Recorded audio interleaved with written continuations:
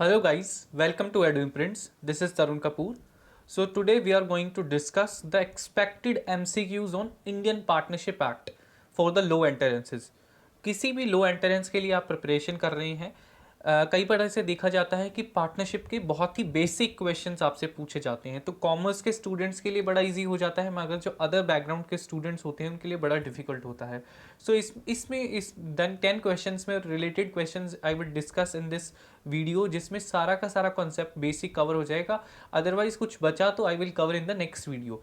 So before that I will attach this video in the legal aptitude miscellaneous practice MCQ playlist।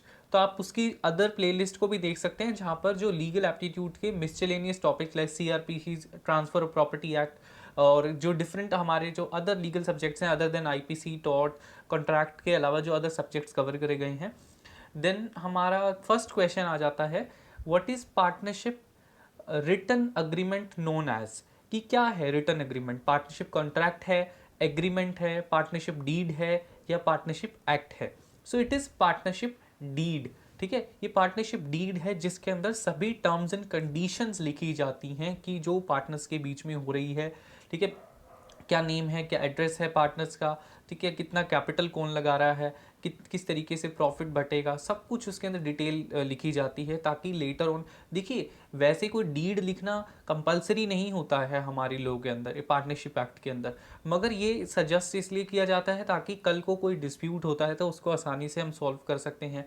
आपकी deed है तो आपकी सभी rights and liabilities जो हैं पार्टनर्स की वो पहले से प्री डिसाइडेड हैं, उसमें सभी तरह की क्लैरिटी है, तो कोई भी डिस्प्यूट होगा तो हम लेटर ऑन उसको ईजिली सॉल्व कर सकते हैं। ठीक है, तो नेक्स्ट हमारा आ जाता है, to start a partnership business what should be the minimum number of persons, 2, 10, 4 और 20। तो हमारा इसमें है 2। ठीक है, मिनिमम 2 पर्सन्स की ज़रूरत होती है। So what is partnership? Partnership का मतलब होता है एक 2 या 2 से ज़्यादा का ग्रुप, ठीक है, जो आपस में मिला है। They came together for doing some business and with profit. ठीक है, तो आपको ये 2 चीज़ें याद रखनी है कि सपोज एक 2 पर्सन्स है वो चैरिटेबल ऑर्गेनाइजेशन चलाना चाह रहे हैं, तो हम उसको पार्टनरशिप नहीं कहेंगे बिकॉज उनका मोटिव प्रॉफिट मेकिंग नहीं है। तो 2 इंपॉर्टेंट चीज़ें हैं जो पार्टनरशिप में आपने याद रखनी है कि कम से कम 2 प्रॉफिट होना चाहिए, 2 पर्सन्स होनी चाहिए और उनके बीच में एक बिजनेस होना चाहिए, वो जो मतलब जुड़े हैं तो उनका एक बिजनेस मोटिव होना चाहिए और साथ साथ में प्रॉफिट मोटिव होना चाहिए। मान लीजिए कि 2 पर्सन्स हैं, उन्होंने किसी भी चीज़ का सपोज समझ लीजिए कि 10 कोई चीज़ खरीदी है, 10 आइटम्स ऑफ एनी, जैसे ट्रक खरीदे हैं और उन्होंने कहा है कि हम ये जो 10 ट्रक्स है इकट्ठे खरीद लेते हैं ताकि बार्गेनिंग पावर हमारी अच्छी हो जाए, फिर बाद में हम हाफ हाफ बांट लेंगे। और वो अपने मतलब निजी पर्सनल यूज़ के लिए सपोज कार यूज़ कर रहे हैं, तो वो हमारा बिजनेस नहीं है। बिकॉज बिजनेस वो है कि जब वो कोई चीज़ ले रहे हैं कल को वो लेटर ऑन रीसेल करेंगे उसे। ठीक है, तो वो अपने पर्सनल यूज़ के लिए कोई चीज़ 2 पर्सन ले रहे हैं उसको बाद में बांट रहे हैं, तो वो बिजनेस नहीं है। ठीक है, तो ये पार्टनरशिप के लिए ज़रूरी है कि 2 या 2 से ज़्यादा पर्सन हो और उनका बिजनेस मोटिव हो, मतलब और साथ साथ में प्रॉफिट मोटिव हो। तो ये तीनों हम 2-3 फीचर्स इनको आपने याद रखना है। और इसमें जो मैक्सिमम नंबर ऑफ मेंबर्स की बात करेंगे कि कितने मैक्सिमम नंबर हो सकता है पार्टनरशिप के अंदर, जो हमारा कंपनीज एक्ट 2013 है उसका सेक्शन 464 बताता है कि जो मैक्सिमम नंबर ऑफ पार्टनर्स एक पार्टनरशिप फर्म में सेंट्रल गवर्नमेंट बताएगी। The central government will determine the maximum number of persons in A partnership. ठीक है, और उसके अंदर 100 से ज़्यादा प्रिस्क्राइब नहीं कर सकती है सेंट्रल गवर्नमेंट भी, ये 464 सेक्शन में लिखा हुआ है। तो हमारी जो सेंट्रल गवर्नमेंट है उन्होंने कंपनीज रूल्स 2014 के हिसाब से जो मैक्सिमम नंबर ऑफ पर्सन्स हैं जो पार्टनरशिप में वो 50 कर रखा है। ठीक है, तो minimum is 2 and the maximum is 50। ठीक है, as per the companies rule 2014, मगर as per the companies act 2013 उसके अंदर 100 है, ध्यान रखना इस चीज़ को। देन हमारा आ जाता है, what type of agreement is use to form partnership business. Return agreement की ज़रूरत है, ओरल अग्रीमेंट की ज़रूरत है, रिटन या ओरल दोनों चलेगा, या किसी भी तरह के एग्रीमेंट? तो देखिए हमारा जो इसमें सबसे मोस्ट अप्रोप्रिएट आंसर है दैट इज सी, कि आप रिटन भी कर सकते हैं, ओरल एग्रीमेंट भी कर सकते हैं। कोई ज़रूरी नहीं है। रिटन इसलिए सजेस्टेबल है कि आपकी क्लैरिटी होगी, आपकी राइट्स एंड लायबिलिटीज़ क्लियर होंगी, कल को कोई डिस्प्यूट होगा आप आसानी से सॉल्व आउट कर सकते हैं। ठीक है, नेक्स्ट हमारा आ जाता है in partnership the partner liabilities are unlimited, limited to the capital of the business, limited और बोथ ए एंड सी।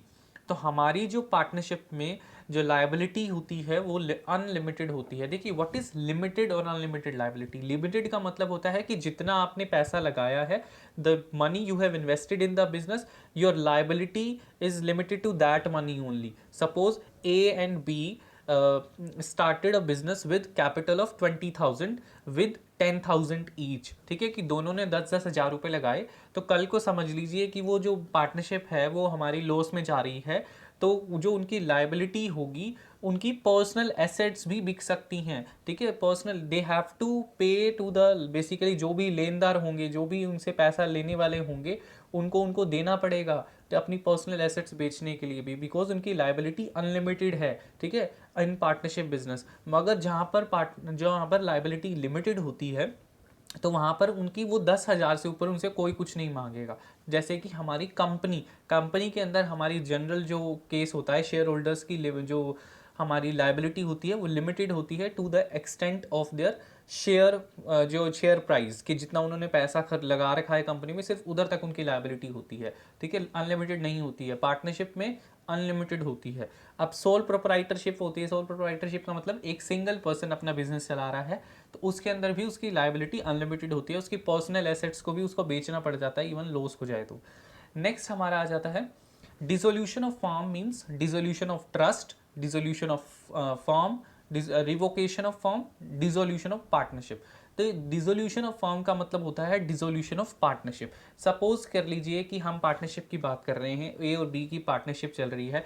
जब उन्होंने अपनी फर्म, अपनी समझ लीजिए कि जनता इंटरप्राइजेस के नाम से बना रखी है, तो उन्होंने अपनी फर्म को ही डिसॉल्व कर दिया, तो ऑटोमेटिकली उनकी जो पार्टनरशिप है वो ऑटोमेटिकली डिसॉल्व हो जाएगी। ठीक है, मगर समटाइम्स क्या होता है कि पार्टनरशिप डिसॉल्व होना से फर्म डिसॉल्व नहीं होती है। सपोज ए और बी बिजनेस चला रहे थे, ठीक है, और लेटर ऑन बी ने कहा कि I will not continue in this business, कि वो ए को नोटिस लिखता है कि मैं इसके साथ, आपके साथ अपना बिजनेस अब कंटिन्यू नहीं करना चाहता हूँ, तो ए किसी अरेंजमेंट से उसको उसका शेयर दे देता है और वो सी को ऐड कर लेता है। तो जो फर्म का नाम है वो जनता इंटरप्राइजेज चल रही है, ठीक है, मगर जो पार्टनरशिप है वो डिसॉल्व हुई है, मगर फर्म डिसॉल्व नहीं हुई है। ठीक है, सो इस चीज़ को ध्यान रखना कि what is the difference between dissolution of firm and dissolution of partnership. Dissolution of firm के केस में पार्टनरशिप डिसॉल्व हो जाएगी, मगर पार्टनरशिप के डिसॉल्व होने पर फर्म डिसॉल्व नहीं होगी, बिकॉज जब हमारी डिसॉल्व होती है पार्टनरशिप, तो वो एक किस्म का हमारा रिकॉन्स्टिट्यूशन होता है पार्टनरशिप का। ठीक है, देन हमारा आ जाता है no partnership agreement, what will be the percentage of profit sharing ratio between them, कि भाई कोई एग्रीमेंट नहीं है, कोई डीड नहीं है, तो किस तरीके से प्रॉफिट बटेगा पार्टनर्स के बीच में? Equal, it will depend on the experience of partner और it will depend on partners capital. तो हमारा इक्वल प्रॉफिट बटेगा। ठीक है, तो अब देखिए जब हमारा पार्टनरशिप एक्ट है वो बताता है कि सपोज हमारे बीच में कोई अग्रीमेंट नहीं है, तो वो बताता है कि in that case there will be equal profit sharing, equal profit और loss sharing ratio among the partners, right. Then हमारा नेक्स्ट क्वेश्चन आ जाता है which is not the feature of partnership business? Ease of formation, limited liability, limited life और mutual agency. तो हमारा कौन सा फीचर नहीं है पार्टनरशिप का? तो ऑब्वियसली लिमिटेड लायबिलिटी नहीं है, बिकॉज हमारा जो बी है दैट इज नॉट केस। देखिए लिमिटेड लाइफ हो सकती है क्योंकि किसी पर्टिकुलर वेंचर के लिए बिजनेस बना है, तो जैसे किसी पर्टिकुलर, जैसे सपोज कि एक दो पर्सन्स ने पार्टनरशिप करी है कि हम ये जो पुल है, ये जो ब्रिज है, इस मतलब जैसे किसी को सरकार ने बेसिकली टेंडर दिया है किसी ठेकेदार को, तो वो पर्सन ले रहा है, उन्होंने दो पर्सन्स ने पार्टनरशिप करी कि इस ब्रिज को बनाने के बाद हम अपनी पार्टनरशिप तोड़ देंगे, तो वो होती है पार्टनरशिप फॉर सम वेंचर। ठीक है, तो उसके उन्होंने किसी पर्टिकुलर पर्पस के लिए बनाया, उसके बाद वो पार्टनरशिप खत्म हो जाती है, तो वो लिमिटेड लाइफ भी हो सकती है। म्यूचुअल एजेंसी का मतलब होता है कि both all the partners are principal and agent of each other, ठीक है। प्रिंसिपल एंड एजेंट है मतलब कि जो एजेंट का मतलब होता है कि सपोज एक पार्टनर कुछ एक्ट कर रहा है तो उसके लिए दूसरा पार्टनर भी रिस्पॉन्सिबल है, प्रिंसिपल भी रिस्पॉन्सिबल, बिकॉज दोनों प्रिंसिपल भी हैं, दोनों का शेयर है तो दोनों मालिक भी हैं और दोनों एक दूसरे के एजेंट भी हैं, बिकॉज एक के एक्ट से दूसरा भी लायबल होगा, ठीक है, दूसरा भी रिस्पॉन्सिबल होगा। So limited liability is not a feature. Then हमारा नेक्स्ट आ जाता है which type of partnerships have no agreement in terms of duration of partnership, ठीक है। अब ड्यूरेशन के अंदर हमारा partnership at will, limited partnership, general partnership और पार्टनरशिप, पर्टिकुलर पार्टनरशिप।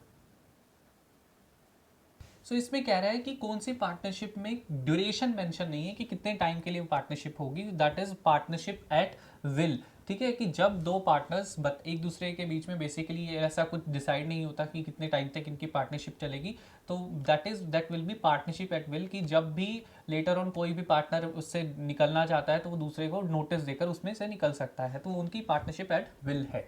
देन हमारा आ जाता है which kind of partnership one partner has unlimited liability and other partner have limited liability, तो that is partnership at will, limited partnership, general partnership और particular partnership. So इसमें simple सी बात है, वो होती है लिमिटेड पार्टनरशिप, जिसके अंदर एक की अनलिमिटेड लाइबिलिटी है और दूसरे की लिमिटेड लाइबिलिटी है, वो दोनों के बीच में अरेंजमेंट है, वो जैसा भी कर सकते हैं, ठीक है। देन हमारा आ जाता है minor partner has right with the firm for profit, none of these loss or take part in the administration।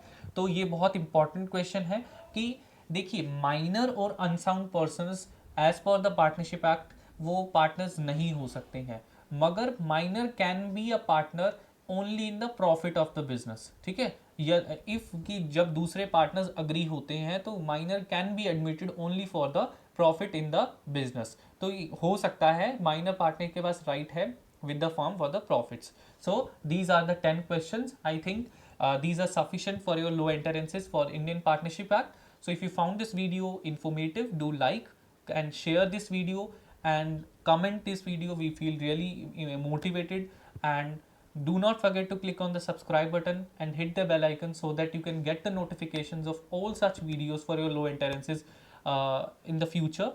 Thank you so much. Have a nice day.